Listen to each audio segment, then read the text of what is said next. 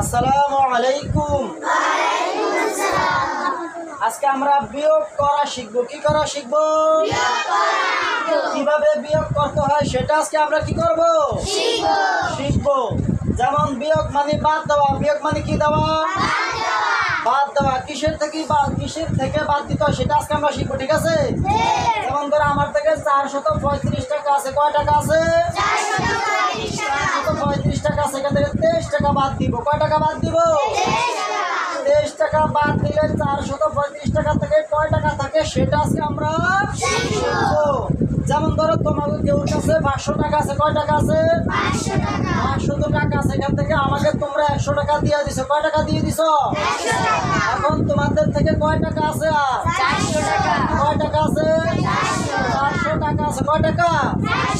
400 টাকা কিভাবে আছে সেটা আজকে আমরা খাতা কলমে শিখবো। কিভাবে শিখবো? খাতা কলমে শিখবো। 435 টাকা থেকে 23 টাকা বাদ দেওয়া কিভাবে আমরা আজকে খাতা কলমে শিখবো। ঠিক আছে? আচ্ছা, এদিকে সবাই নজর দাও। এখানে আছে কত? উপরে আছে কত? 5। এখন 5 থেকে 3 বাদ দিলে থাকে কত?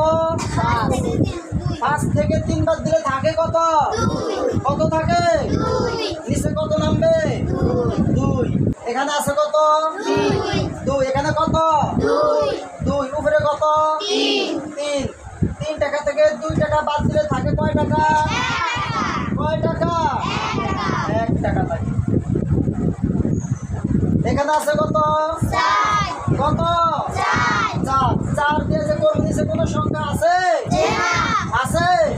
তাহলে 4 এর 4 নামবে। কি নামবে? 4 নামবে। এখানে মোট কত হয়েছে? 412 টাকা। কয় টাকা? অর্থাৎ 435 টাকা থেকে 23 টাকা বাদ দিলে থাকে 412 টাকা। কয় টাকা থাকে? বিয়োগ কিভাবে করতে হয় বুঝেছো এখন? তোমরা করতে পারবা? পুরোপুরি শিখেছো? ধন্যবাদ।